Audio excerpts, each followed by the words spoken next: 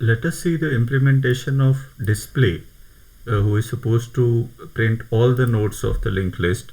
So basically, whenever we write code, it's better to visualize the thing. So basically, we have a linked list and we have head.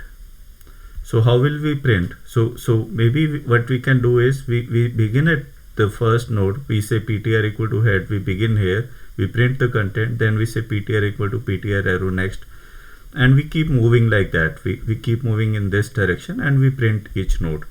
So in that sense, the pseudocode can be simple. We equate ptr to head, and while ptr has not become null, we keep moving it, printing the content of each node. So that can be our pseudocode approach. And if we see the code, so basically here is the code. So the first thing to work correctly is the prototype.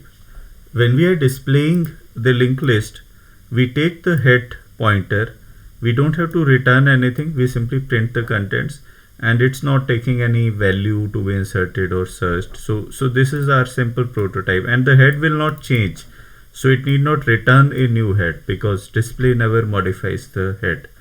And you can see that this code is kind of following that pseudocode which we saw, this pseudocode. And here is the code. So we assign ptr equal to head, and while ptr doesn't become null, we keep moving and we keep printing.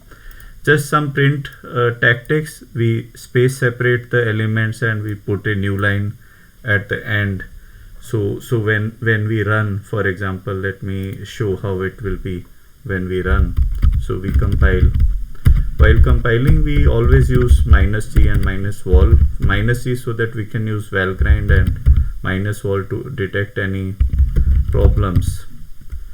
So the display comes as a clean space separated values with a new line.